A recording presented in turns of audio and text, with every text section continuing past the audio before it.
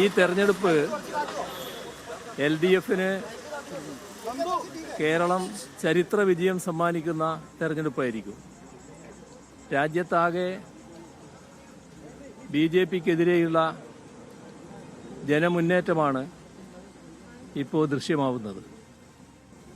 രാഷ്ട്രത്തിൻ്റെ സംരക്ഷണത്തിന് ഇതാണ് ഏറ്റവും പ്രധാനപ്പെട്ട അവസരമെന്ന് ഇന്ത്യയിലെ ജനങ്ങളാകെ തിരിച്ചറിഞ്ഞുകൊണ്ട് BJPക്കെതിരെയുള്ള വലിയൊരു മുന്നേറ്റം എല്ലായിടങ്ങളിലും ഉയർന്നു വരികയാണ്.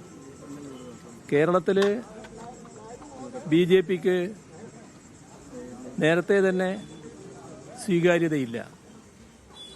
ഇവിടെ വലിയ പ്രചാരണമൊക്കെ നടത്തുന്നുണ്ടെങ്കിലും നമ്മുടെ സംസ്ഥാനത്ത് കേരളത്തിൽ ഏതെങ്കിലും ഒരു മണ്ഡലത്തിൽ BJP രണ്ടാം സ്ഥാനത്തുണ്ടാകില്ല എന്നത് ഉറപ്പാണ്. അപ്പോൾ BJPക്ക് ഒരു സീറ്റ് നേടാൻ കഴിയില്ല എന്ന് മാത്രമല്ല, രണ്ടാം സ്ഥാനം പോലും ഒരു മണ്ഡലത്തിലും ലഭിക്കില്ല എന്നതാണ് കേരളത്തിൻ്റെ പൊതുവായ പ്രതികരണം. ഇതിന് നാം കാണേണ്ടത്, ഈ തെരഞ്ഞെടുപ്പിൽ പ്രത്യേകമായി കാണേണ്ടത്, കഴിഞ്ഞ 5 വർഷക്കാലത്തെ അനുഭവമെടുത്താൽ കേരളത്തിനെതിരെയുള്ള നിലപാട് സ്വീകരിച്ച 2 കൂട്ടരുണ്ട്. അതിലൊന്ന് BJP തന്നെയാണ്. കേന്ദ്ര ഗവൺമെൻറ് കേരളത്തെ ഏതെല്ലാം തരത്തിൽ തകർക്കാനാകുമെന്ന ശ്രമമാണ് ഈ കഴിഞ്ഞ 5 വർഷക്കാലം നടത്തിയത്.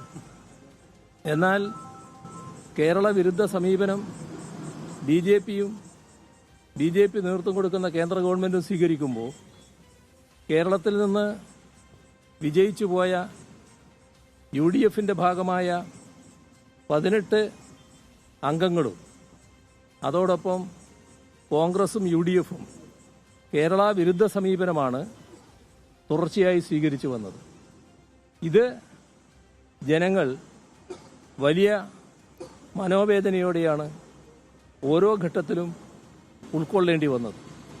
അതിനെതിരെയുള്ള ശക്തമായ വികാരം കേരളത്തിൽ വലിയ തോതിൽ അലയടിച്ചുയർന്നിരിക്കുന്നു.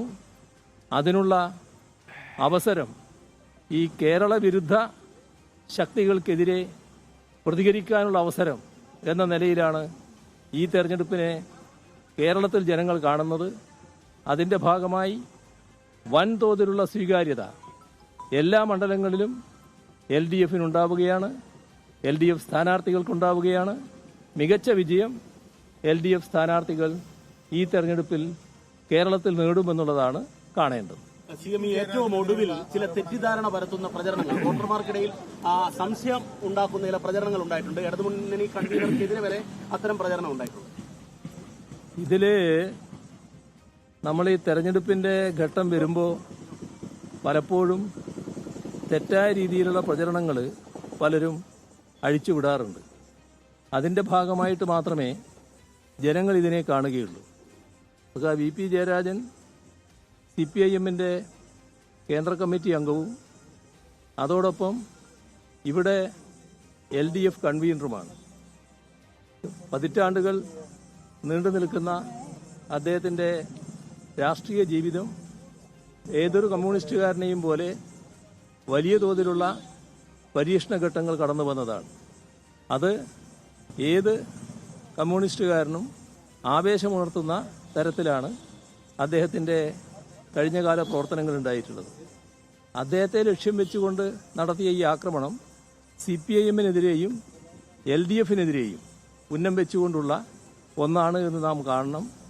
അത്തരം ആരോപണത്തിൽ യാതൊരു കഴമ്പുമില്ല എന്ന് നമ്മുടെ നാട്ടിലെ ജനങ്ങൾ മനസ്സിലാക്കുക തന്നെ ചെയ്യും.